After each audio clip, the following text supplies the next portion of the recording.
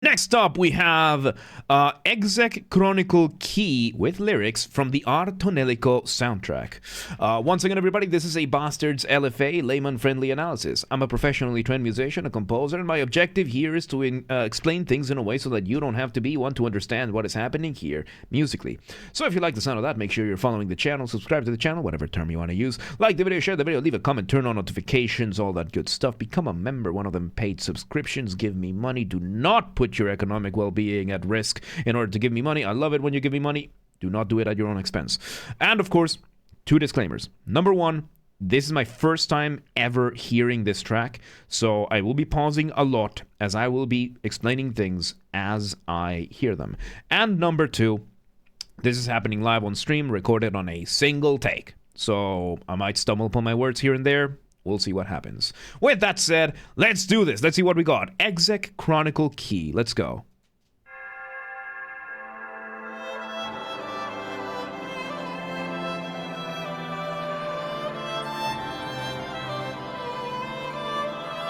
Okay, so we start with, the banging of a single bell, the ringing of a single bell, and a solo violin giving us a very beautiful motif. The motif, of course, being the smallest version of our musical idea, the seed from which everything else comes from, right? A very, very beautiful melody developing out of that. We had a repeat. We have one repeat of that. Now we're doing a variation of that, developing that melody. Let's see where this goes.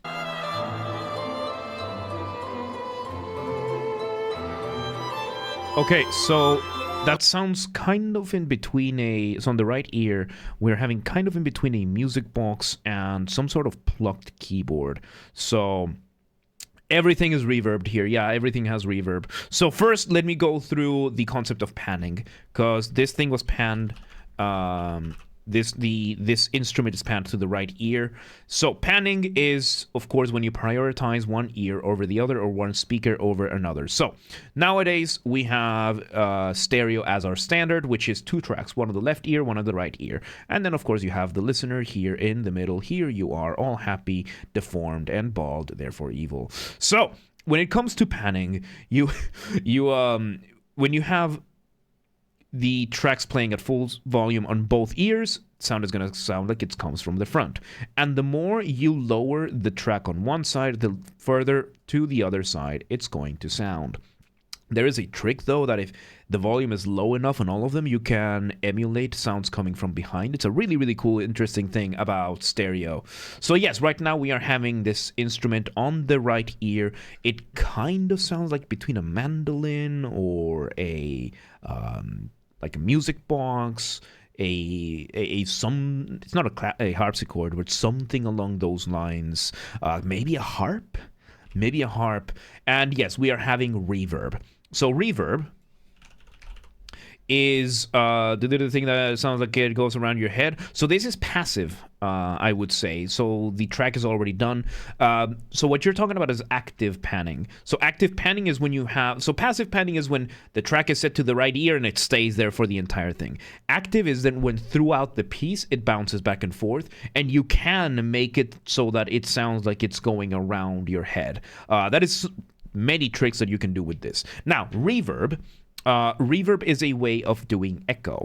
So there's two main types of echo that you can emulate in digital form. There's reverb and there's delay. The difference I make is reverb is the sound you get when you are speaking in an empty auditorium, a big, big room. Delay is the sound you get when you are out in the mountains and you yell at the mountains, right? It takes longer for the sound to come back, that kind of thing. So done some active panning, so many pieces. It's a lot of fun. It's a lot of fun to do active panning. Let's see where we got from there. Let's see where we got from here. Yeah, it kind of sounds like a harp. Okay. So yes, now we remove everything. We'll let the echoes just take everything, and not anymore MVP, but we are having a giveaway after this. And we bring vocals in. So, strictly speaking, this is not a piece, this is not a track, this is a song. So the difference between a song and a track or a piece is that songs not only have lyrics, but lyrics are a focal point of the track. One of the reasons why Beethoven's Ode to Joy is not a song is because there's an entire symphony before that.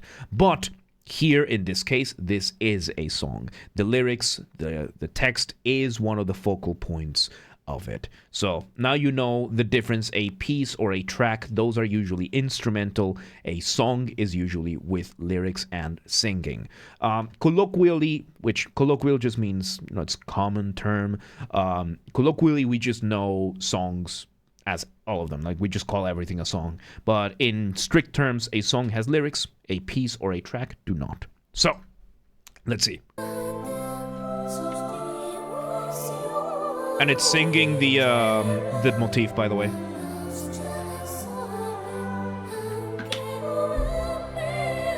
I like this. We are having two layers of vocals, and Biometry, you don't need to apologize for that. So, we're having two layers of vocals. One of them is doing the main singing, and the other one is doing partially accompaniment, and every once in a while sings the same lyrics, but harmonized. It's very beautiful. Harmonized is, making a second layer of a melody to make the first one sound prettier. That's the simplest way of putting it.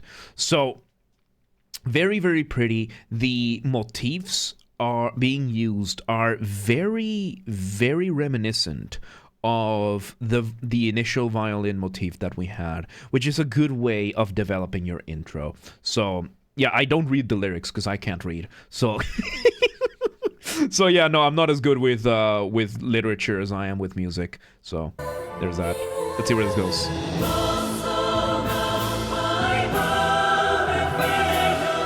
Okay, so now we bring in some drums, we bring in the cymbals, which, by the way, cymbals in orchestral music work very different than something in like a band or something like that, right? Because in a band, in a drum kit, the cymbal is going to be hanging from a stand and you hit it with a stick.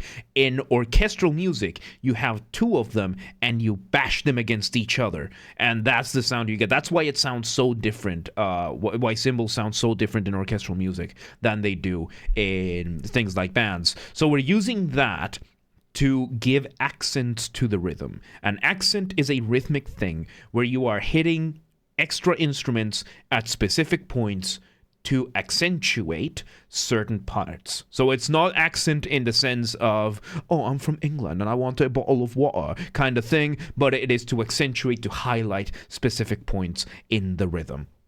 And now, of course, we also bring I hit the arm. We have the women's chorus coming in, building up the scale and making everything seem a lot more grandiose. Because it is now. We have a lot more people singing it. So, she got the composer and also singer, does love her layered vocal tracks. Layered vocal tracks are awesome, dude. Yeah, let's see.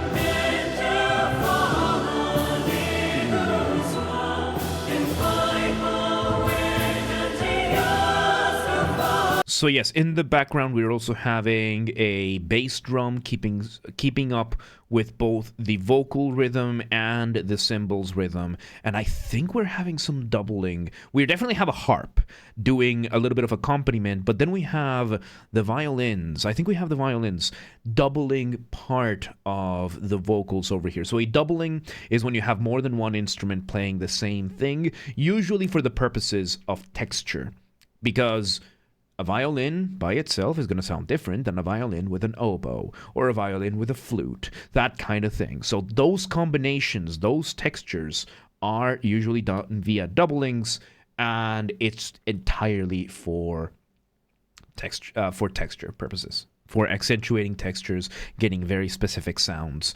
Part of why orchestration can be such a challenging thing to fully understand. Let's see where this goes.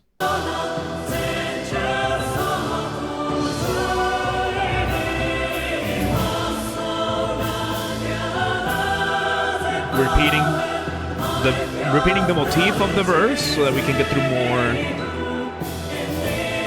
So yeah, we are having this thing, and we're having the harp doing arpeggios. Arpeggios, and scales. Arpeggio is you're playing a chord one note at a time instead of playing it all the way through. Harps are great for that kind of thing, mainly because of the structure of the harp. It's just beautiful to get it that way, and the harp always gives you that divine sense of everything. It's very, very beautiful instrument in general. So having an accompaniment with that for a moment like this is really good.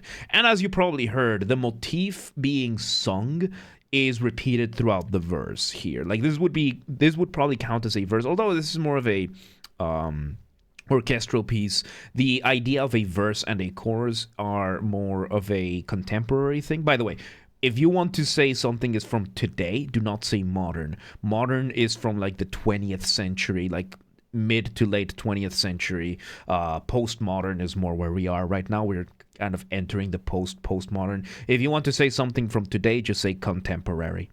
Like something is contemporary, which is it is today. So back in 2002, that was contemporary. Back in 2015, that was contemporary. Right now, we're in 2025. Whatever happens in 2025 is contemporary. Just a nitpick from me. So yeah, the idea of a verse and a chorus, that's more of a contemporary thing. That's something we've been doing more in the modern age, like ever since like jazz and whatnot. In general, for orchestral music, it's usually more on the lines of putting music to a poem. So the poem might be divided in the different sections, but the approach for these kinds of things is going to be very, very different. Thank you for reminding me. For example, when it comes to opera, most operas will have something called a recitative. A recitative is a part of the opera where you are in between songs. A song in an opera is called an aria. I'm going to explain this real quick. So a song in opera is called aria, which is just a song. And usually that's going to have like a very specific text to it. Like it's not going to go through that much text. But then you're going to want to just go through text. Like there's a bunch of parts from the story that you don't want to make music for, or you're not going to make any big deal out of it. So you either have the actors talk it out and act the scene, or you do a recitative. A recitative is basically just one instrument play, like usually the harpsichord or the keyboard plays a chord, and then the singer goes off and sings like 3 or 4 sentences, something like that. It's a very, very beautiful thing. I love it because, I love Mozart. My favorite opera from him is Don Giovanni. It's such an amazing thing. And that is full of recitatives with all that kind of stuff. Esila, welcome today. How you doing? It's a beautiful opera. It's insane. It's an insane opera. It's all about... I recommend Don Giovanni. There are some really good recordings in the thing. Watch the ones with Simon Keenslide as Don Giovanni. He's brilliant as Don Giovanni. And it's a beautiful story about how toxic people can be. Like, at its core, it shows all the types of toxic people and what happens when they all meet. It's awesome. It's an awesome opera. Like, it was written almost 300 years ago, and it's awesome. It's a great opera. But yeah, let's go back here. So we are having this moment of singing through this, what could be considered a poem. Like, most likely was some sort of poem. This is like some cryptic text that we're going through, some sort of like ancient text or poem that we're putting to music. Rather than the idea of verse, chorus, we're just letting the music flow the way it is. Let's see where it goes.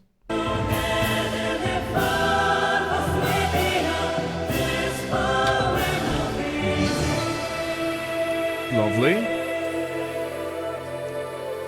And in an orchestral piece, we have a moment of going off the ramp.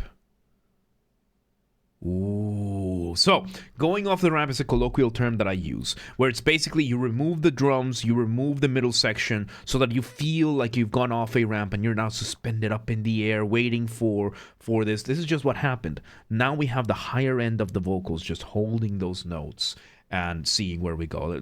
Let's continue. I just wanted to point that out.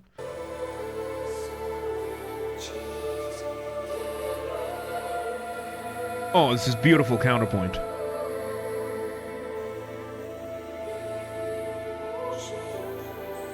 So yeah, right now we had a moment of a chorale. Chorale with counterpoint. So chorales with counterpoint, so let me just write it down so that you'll understand which type of chorale. So a chorale is usually when you have multiple layers of music doing counterpoint. Counterpoint. Usually these are a little bit slower. As you probably noticed in the text, we were going through the text at a pretty good pace up until now, and now we had these like 2 or 3 layers of vocals going. It took them like 10-15 seconds to go through like 3 words, because in chorales that is what is going to happen. Because you have 2 types of singing. All singing falls under one of 2 categories, generally speaking. Syllabic singing, which is 1 note per syllable. I am singing in syllabic because it's 1 syllable per word. That per note. Right, so syllabic, and then there is melismatic singing, which is more than 1 note per syllable. It's the complete opposite. And those take time, and that's what we were having just now. We were having melismatic singing with a chorale doing counterpoint. Counterpoint being the study of melodies, how they interact with themselves, with each other, and of course we are having like this beautiful interwoven dance between the vocal lines, saying those 3-4 words that they were saying. So let's continue. JT, welcome to the day. How you doing? Okay, complete change. So now we bring in some more percussion. We are reducing the scale of this from the full orchestra, full chorus, now to a couple of singers and a solo violin and doing all this kind of stuff. And it's very, very beautiful the way it's done. 55s, welcome to the day. How you doing? So, there you go. You're making music? Nice. Oh my god, the violin is a variation of the original motif. Oh, I love it. So Tonelico is awesome. Yeah.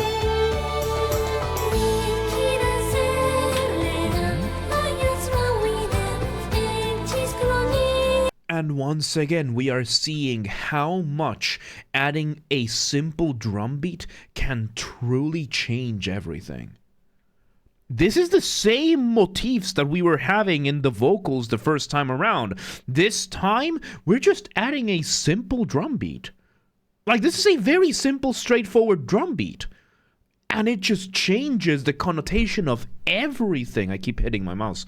Once again, if you want to see a brilliant example of how much just rhythmic displacement or changing things around with rhythm and drums can really go, listen to the intro of The Mirror by Dream Theater. The guitar plays the exact same riff for an entire minute. It does not change what it plays, but the drums and the stuff around it does. And it just changes the feeling of everything. And something like that is what we are seeing over here. Absolutely such a simple thing can have such massive repercussions. That's something I love about music. You can make these very simple changes, and the difference is massive. Let's see where it goes. Oh, beautiful.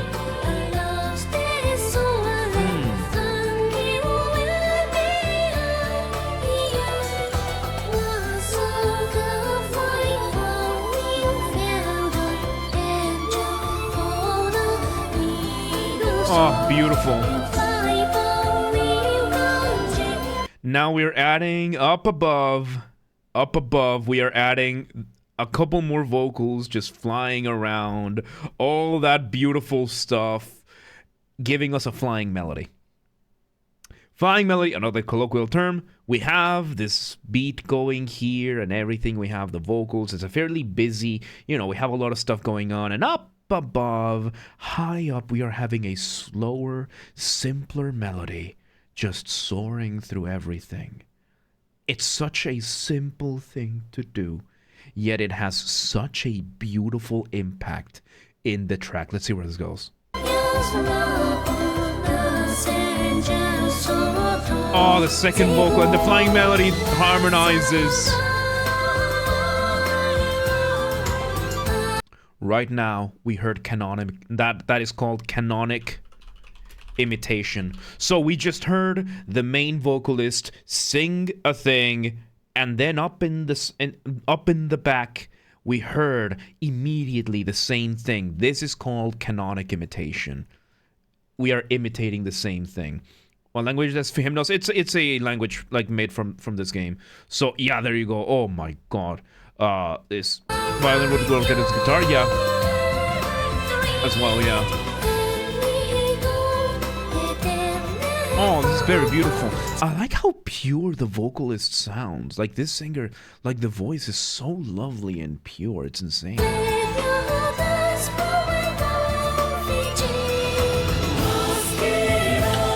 Oh, and we bring back... Okay, so we are 3 minutes into a 4-minute piece. We bring in the climax of the piece, building beautifully. That was surprisingly well built. Like, we added a couple of layers here and there. Like, we were adding the extra layer here, the extra layer there. And then we were able to just switch back to the full ensemble. Just like that. Like, usually it takes a little bit more build-up.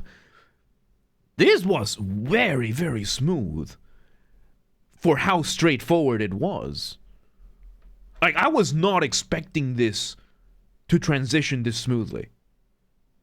Oh my god, let's see where it goes. Yep, there you go. We're bringing the full ensemble, revisiting. So yes, for the climax, once again, you bring as much material, we re-explore, recapitulate as many things as you can. Chupacabra, welcome today. How you doing?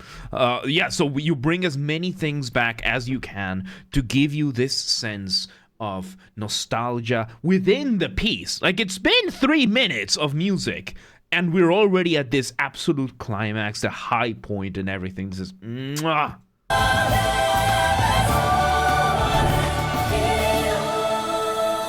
Same transition as last time, with those held vocals at the top. And now for the outro, we bring in the acoustic guitar when we reduce the scale once again, like the scale of the size, right? We reduce it once again, and we bring it back down. Once again, when it comes to instrumentation and orchestration, you want to be deliberate about each sound that you get, not just for the sound and the texture, but for the psychological response. An acoustic guitar is almost always going to elicit the response of intimacy, emotional intimacy, you pervert. And because, you know, an acoustic guitar is something that you have to play a song when you're around friends, in the campfire. You are hanging out and you bring out the guitar and you play Wonderwall for the 37th fucking time, Berkeley kids. And and it's one of those moments of having fun, of connecting emotionally, whether it is with yourself, with those around you. It's always a small scale, personal, intimate moment, and that is usually what you will feel whenever you hear an acoustic guitar. Let's see where this goes. So yeah, we're revisiting a bunch of the melodies that we had. Let's see how it ends.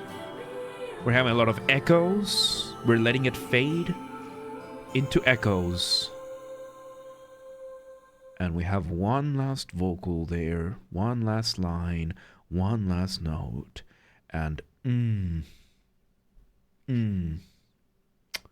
And there you go. That was so good, dude. That was so good. There you have it. That was Exec Chronicle Key from the Artonelico soundtrack. Man, these are beautiful. These are beautiful, beautiful pieces. With that, that was not a sarcastic cough. I actually almost choked. Once again, everybody, this has been a that was not a fade out. No, that was just echoing. But that was not a fade out. That was just a fade away. Basically, you just held down that last note, let the reverb do its thing, and that's it. Yeah, no, it's not a fade out. It's not a fade out. No. So yeah, there you go. That was that. Once again, everybody, this has been a Basterd's LFA layman-friendly analysis. I'm a professionally trained musician, a composer, and my objective here has been to explain things in a way so that you don't have to be one to understand what's happened here musically. If you're watching this on the YouTube archive video thing, thank you for watching. Make sure you subscribe to the channel, follow the video, follow the channel, whatever term you want to use. Follow the video, like the video, share the video, leave a comment, turn on notifications, all that good stuff. Become a member. One of them paid subscriptions give me money. Do not do it at your own expense, though. Do not do it at your own expense. Do not make bad financial decisions to give me money. Just, I love it when you give me money. Do not do it at your own expense.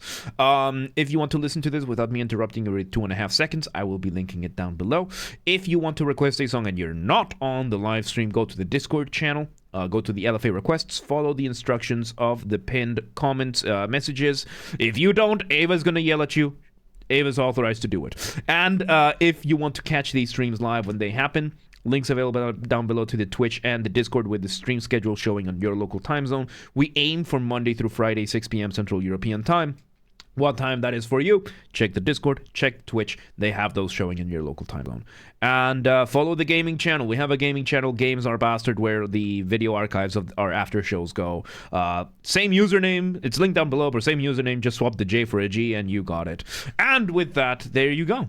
Artonelico, Exit Chronicle Key. That was beautiful, man. That was beautiful. But yeah, that's